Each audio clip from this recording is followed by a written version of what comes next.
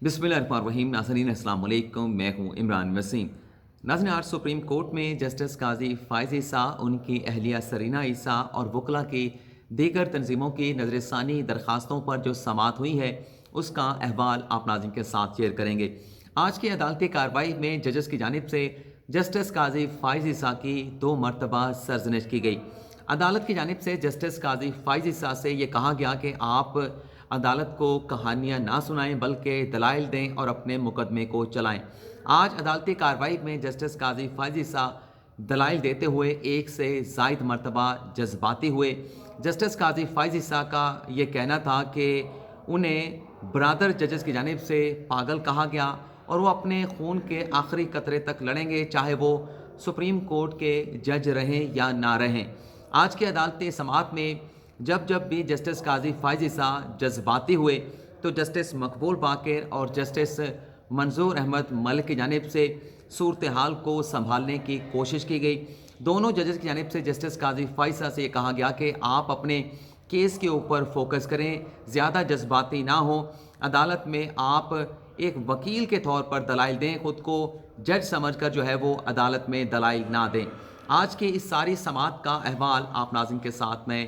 Share کروں گا. آج ناظرین جب عدالتی سماعت کا آغاز ہوا دن 11:30 بجے تو جسٹس قاضی فائز عیسی کی جانب سے یہ کہا گیا کہ ان کی جو نظر ثانی کی درخواست ہے جس پر آج عدالت سماعت کرنے جا رہی ہے، یہ نظر ثانی کی درخواست جینون ہے. جسٹس قاضی فائز عیسی کا یہ کہنا تھا کہ میری نظر ثانی کی درخواست اس لیے جینون ہے کہ مجھے عدالت میں فریق بنایا گیا تھا، میں اس مقدمے میں فریق تھا، لیکن جب 19 جون کو فیصلہ سنایا گیا تو اس فیصلے میں ایف بی آر کو عدالت کی جانب سے یہ حکم دیا گیا کہ میری اہلیہ کو نوٹس کیا جائے، میرے بچوں کو نوٹس کیا جائے. تو آج عدالت میں ٹھہر کے میں اپنی اہلیہ سے، اپنے بچوں سے معذرت کروں گا کیونکہ انہیں فریق بنائے بغیر جو ہے وہ عدالت کی جانب سے جو ہے وہ نوٹس جاری کرنے کا حکم دیا گیا. جسٹس قاضی فائز عیسی نے اپنے دلائل میں یہ بھی کہا کہ آج کمرہ عدالت میں ایک شخص موجود نہیں ہے اور اس شخص کے لیے وزارت بہت اہمیت کی حامل ہے. اس شخص کا نام لیا گیا جسٹس قاضی فائز عیسی کی جانب سے کہ وہ شخص ہیں وفاقی وزیر فاروق نسیم، جنہوں نے میرے اوپر، میری اہلیہ کے اوپر الزامات لگائے اور یہ کہا گیا فاروق نسیم کی جانب سے کہ میں اگر مر گیا تو میرے مرنے کے بعد جو پینشن ہے وہ میری اہلیہ کو ملے گی. جسٹس قاضی فائز عیسی نے کہا کہ وہ اپنے نظر ثانی کی درخواست پر اپنے دلائل کا یہاں سے باقاعدہ آغاز کریں گے. جسٹس قاضی فائز عیسی نے کہا کہ 19 جون کو جو سپریم کورٹ کی جانب سے فیصلہ سنایا گیا تھا، اس فیصلے کا ایک پورشن تھا جس میں اس معاملے کو ایف بی آر کو ریفر کیا گیا تھا. اس فیصلے سے ایف بی آر کو یہ معاملہ بھجوانے کے فیصلے کے اس پورشن سے وہ اختلاف کرتے ہیں. جسٹس قاضی فائز عیسی نے کہا کہ عدالت کے سامنے میری اہلیہ، میرے بچے فریق نہیں تھے، کسی بھی دوسرے فریق کی جانب سے میری اہلیہ کو، میرے بچوں کو فریق بنانے کی درخواست نہیں دی گئی تھی. تو یہ جو عدالت نے فیصلہ دیا کہ ایف بی آر میرے بچوں سے، میری اہلیہ سے تحقیقات کرے، دراصل یہ فیصلہ جو بنیادی حقوق کو، میری اہلیہ اور بچوں کے بنیادی حقوق کو سلب کرتا ہے. اور ایف بی آر کو یہ جو معاملہ بھجوایا گیا ہے، ایف بی آر کو یہ معاملہ بھجوانا بھی انکم ٹیکس کے قانون کی بھی خلاف ورزی ہے اور جو فارن ریگولیشن کے حوالے سے جو قانون ہے، فارن کرنسی ایکسچینج کی ریگولیشن کے حوالے سے جو قانون ہے، اس کی بھی خلاف ورزی ہے. جسٹس قاضی فائز عیسی نے اپنے دلائل میں یہ کہا کہ تفصیلی فیصلہ آنے سے پہلے ہی ایف بی آر نے لندن پراپرٹیز کی انکوائری کا آغاز کر دیا اور حکومت کی جانب سے ایف بی آر سے کہا گیا کہ تفصیلی فیصلہ آنے سے پہلے ہی اس معاملے پر تحقیقات کو مکمل کیا جائے. آگے چل کے جسٹس قاضی فائز عیسی نے سپریم جوڈیشل کونسل پر الزام لگایا. جسٹس قاضی فائز عیسی نے یہ کہا کہ سپریم جوڈیشل کونسل میں جب حکومت کی جانب سے ریفرنس دائر کیا گیا تو سپریم جوڈیشل کونسل نے بدنیتی کا مظاہرہ کیا. مجھے سنے بغیر جو ہے، مجھے موقف دینے کا موقع دیے بغیر جو ہے میرے خلاف کارروائی کا آغاز کیا گیا. جہاں پر سپریم کورٹ میں جوڈیشل کونسل کی کارروائی جاری تھی، اسی عدالت کا میں بھی جج تھا، لیکن مجھے جو ہے وہ موقع پیش کرنے کا موقع نہیں دیا گیا. سپریم جوڈیشل کونسل نے دراصل میرے خلاف جس انداز سے کارروائی آگے بڑھائی، اس طرح سے انصاف کا قتل کیا گیا. جسٹس قاضی فائز عیسی نے کہا کہ جب میں نے ریفرنس کی کاپی حاصل کرنے کے لیے صدر مملکت کو خطوط لکھے تو وہ تینوں خطوط جو ہے وہ میڈیا پر لائے گئے اور بینڈ باجا جو ہے وہ میڈیا پر بجایا گیا اور یہ کہا گیا میرے خلاف جو ہے وہ 5th جنریشن وار کا آغاز کیا گیا. لیکن میری درخواست کے باوجود بھی میں ایک پبلک آفس ہولڈر تھا، ایک آئینی منصب پہ بیٹھا تھا اور ایک آئینی منصب پر بیٹھے شخص سے میں نے ریفرنس کی کاپی مانگی، لیکن میرے ان خطوط کا کسی طرح کا کوئی جواب نہیں دیا گیا۔ جسٹس قاضی فائز نے براڈ شیٹ کمیشن کے جو سربراہ رہے ہیں سابق سپریم کورٹ کے جسٹس ریٹائرڈ شیخ عظمت سعید، ان پر بھی الزام لگایا کہ ریٹائرمنٹ کے 5 دن باقی تھے جسٹس شیخ عظمت سعید کے جب ریفرنس پر کارروائی کا آغاز ہوا۔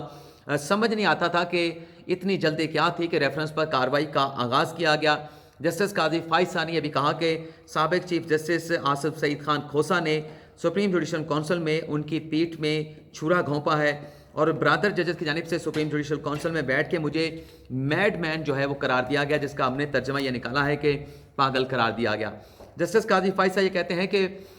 فیصلہ دیا گیا سپریم جوڈیشل کونسل کی جانب سے کہ عمران خان اور ان کی فیملی کے بارے میں بات نہیں کی جا سکتی۔ جسٹس قاضی فائز نے کہا کہ میں تو عمران خان کا مداح تھا، میں نے عمران خان سے آٹوگراف بھی لیا تھا، اور آگے چل کے کہا کہ یہ جو الزام ریفرنس پر میرے اوپر لگایا گیا، کیا وزیر اعظم عمران خان نے خود بھی اپنی اہلیہ اور بچوں کے جو اثاثے ہیں اسے سالانہ گوشواروں میں ظاہر کیا تھا؟ جسٹس قاضی فائز نے کہا کہ 19 جون کو جو فیصلہ دیا گیا، اس فیصلے کے ذریعے جس ریفرنس کو کالعدم قرار دیا گیا تھا، لیکن اس ریفرنس کے ذریعے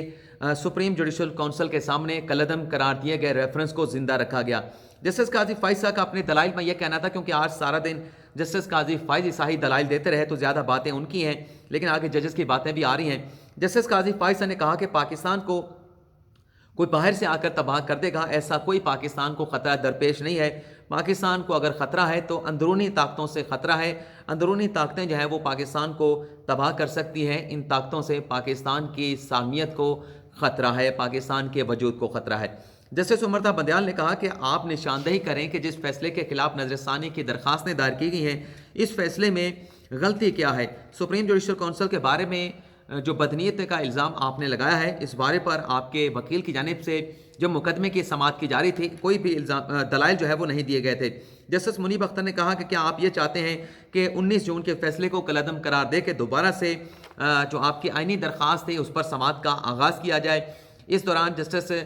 قاضی فائز صاحب جواب دینے لگے تو ایک اور سوال جو ہے جسٹس منیب اختر کی جانب سے پوچھ لیا گیا، جس پر جسٹس قاضی فائز نے کہا کہ میری ذمہ داری بنتی ہے کہ آپ سوال کریں تو میں اس کا جواب دوں، مجھے جواب دینے کی اجازت آپ نہیں دے رہے، اور آپ اگلا سوال جو ہے پوچھنا چاہ رہے تھے، لیکن جسٹس منیب اختر نے کہا کہ سوال پوچھنا عدالت کا، ججز کا پروگیٹو ہے۔ جسٹس قاضی فائز نے کہا کہ مجھے سپریم جوڈیشل کونسل سے تحفظات تھے، اور وہ تحفظات میں نے اپنی درخواست میں اٹھائے بھی تھے، لیکن مجھے دوبارہ اسی فورم پہ بھیج دیا گیا جس طرح کا فیصلہ 19 جون کو دیا گیا۔ جسٹس قاضی فائز نے اپنے دلائل میں یہ بھی کہا کہ اگر ایف بی آر کو یہ معاملہ نہ بھیجا جاتا تو مجھے سپریم جوڈیشل کونسل کی بدنیتی پر دلائل دینے کی ضرورت نہ ہوتی۔ جسٹس منیب اختر نے ان سے یہ پوچھا کہ آپ جن ججز پر الزامات لگا رہے ہیں، پہلے تو آپ کو ان کے نام نہیں لینے چاہیے تھے، وہ تو ریٹائرڈ ہو چکے ہیں۔ جسٹس مقبول باقر نے جسٹس قاضی فائز صاحب سے مخاطب ہو کر یہ کہا کہ آپ کے جو کور ایشوز ہیں، جو اہم آپ کے پوائنٹس ہیں، آپ اس کے اوپر فوکس کریں، اس کے اوپر دلائل دیں۔ جس کے بعد جسٹس قاضی فائز صاحب نے دوبارہ سے اپنے دلائل کا آغاز کیا۔ جسٹس قاضی فائز نے کہا کہ میری اہلیہ، بیٹی اور بیٹے کو فریق بنانے کی درخواست کسی فریق کی جانب سے نہیں دی گئی، اور جسٹس قاضی فائز نے یہ کہا کہ میں بھی سپریم کورٹ کا جج تھا، میری بھی ایک ڈگنیٹی تھی، میرا بھی ایک جو ہے وہ رسپیکٹ تھی، کیا 2 ججز جن کا میں نے نام لیا ہے وہ بہت زیادہ مقدس ہیں، ان کے نام جو ہے عدالت کے سامنے نہیں لیے جا سکتے؟ جسٹس قاضی فائز نے کہا کہ میرا اپنے عہدے پہ رہنا یا نہ رہنا اس سے کوئی فرق نہیں پڑتا، لیکن پاکستان کو فرق پڑے گا، اور میں خون کے آخری قطرے تک اپنا مقدمہ لڑوں گا۔ جسٹس قاضی فائز نے کہا کہ خادم حسین رضوی نے فیض آباد پہ دھرنا دیا اور سپریم کورٹ نے وہ فیصلہ دیا، میں نے وہ فیصلہ تحریر کیا، لیکن اس فیصلے سے جو براہ راست فریق تھے مرحوم خادم حسین رضوی، انہوں نے نظر ثانی کی درخواست دائر نہیں کی، لیکن اس کے علاوہ جو لوگ فریق نہیں تھے ان لوگوں کی جانب سے نظر ثانی کی درخواستیں دائر کی گئیں، اور یہ ایسا نظر ثانی کا مقدمہ ہے جس میں پی ٹی آئی کی جانب سے، ایم کیو ایم کی جانب سے، شیخ رشید کی جانب سے اور دیگر سرکاری اداروں کی جانب سے نظر ثانی کی درخواستیں دائر کی گئیں، لیکن آج تک اس نظر ثانی کی درخواست کو سماعت کے لیے مقرر نہیں کیا گیا۔ جسٹس منیب اختر یہاں پر تھوڑے سے جو ہے وہ انہوں نے سرزنش بھی کی، تھوڑے سے غصے میں بھی آئے۔ جسٹس منیب اختر نے کہا کہ میرے ساتھ ایسی باتوں کو منسوب نہ کریں، جو بات میں نے کی نہیں وہ میرے ساتھ آپ منسوب نہیں کر سکتے، ہم آپ کی عزت کرتے ہیں، لیکن اس کا یہ مطلب نہیں کہ آپ جو مرضی مجھ پہ الزام لگائیں۔ جسٹس منیب اختر نے کیونکہ صورتحال دوبارہ سے ٹینس ہوئی تھی، اس صورتحال کو سنبھالا، کنٹرول کیا، جسٹس منظور احمد ملک نے کہا جسٹس قاضی فائزہ کو مخاطب کرتے ہوئے کہ جسٹس قاضی فائزہ صاحب آپ اپنے جو ٹیمپرامنٹ ہے اس کو لوز نہ کریں، ایک وکیل کی طرح بینچ میں آپ جو ہے وہ بیہیو کریں، ذاتی حیثیت میں ٹھیک ہے آپ جج ہیں، ذاتی حیثیت میں آپ دلائل دے رہے ہیں، لیکن فوکس کریں اپنے مقدمے کے اوپر اور وکیل کی طرح آپ جو ہے وہ آرگو کریں۔ جسٹس قاضی فائزہ نے کہا کہ ٹھیک ہے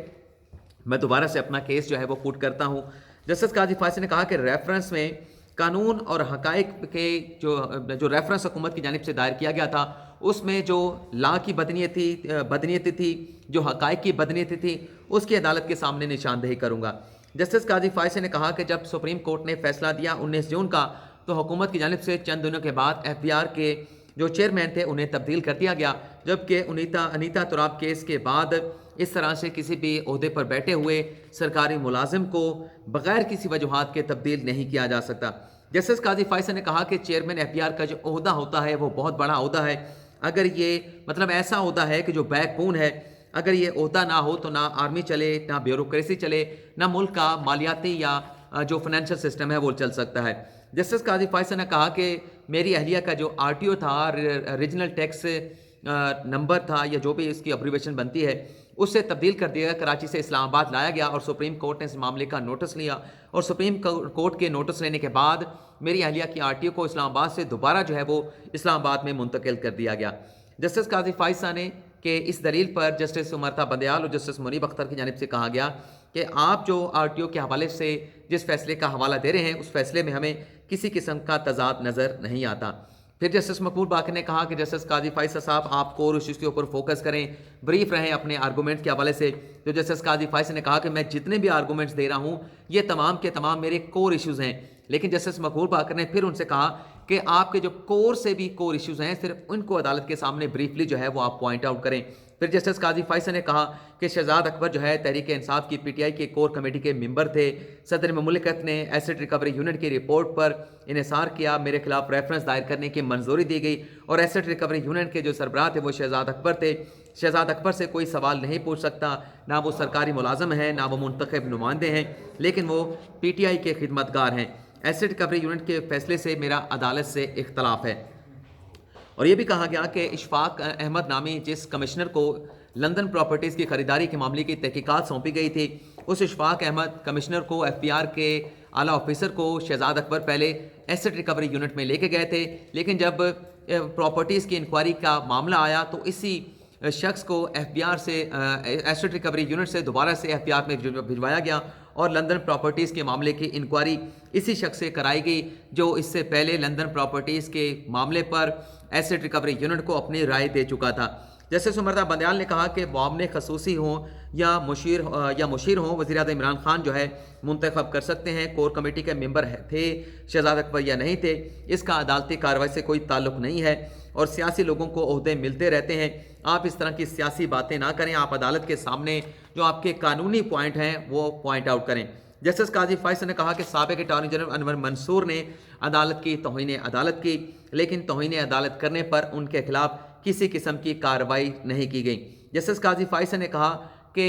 انور منصور کی جانب سے، سابق اٹارنی جنرل کی جانب سے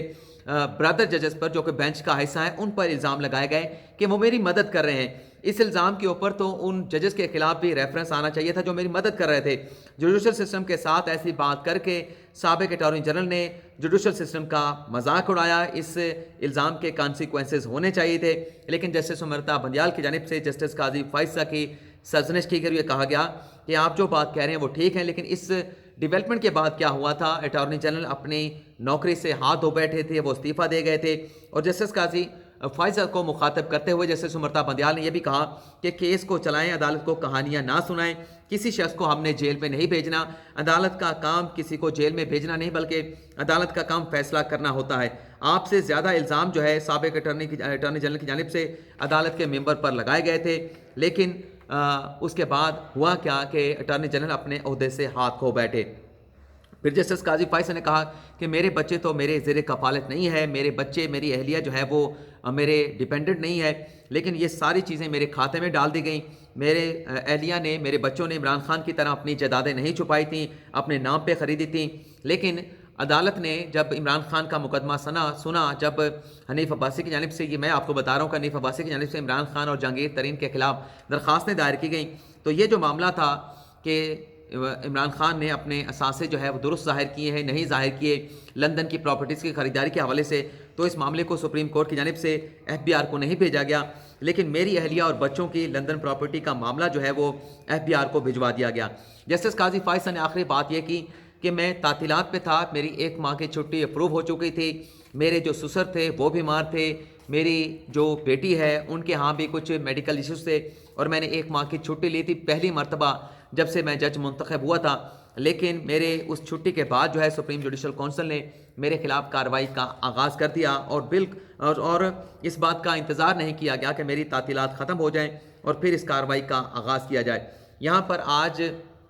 جسٹس قاضی فائز صاحب کے جب دلائل کنکلوڈ ہونے لگے تو جسٹس قاضی فائز صاحب نے درخواست کی کہ میرے اس کیس کو صبح 9:30 بجے سے سنا جائے اور کل بھی سماعت کی جائے، جس پر جسٹس قاضی فائز صاحب سے مخاطب ہوتے ہوئے جسٹس عمران بندیال نے کہا کہ آج آپ کو اس بات کا احساس ہو رہا ہے کہ سپریم کورٹ کا ایک جج ریٹائر ہو رہا ہے، لیکن جب مارچ میں اس مقدمے کو سماعت کے لیے لگایا گیا تھا تو آپ نے لائیو اسٹریمنگ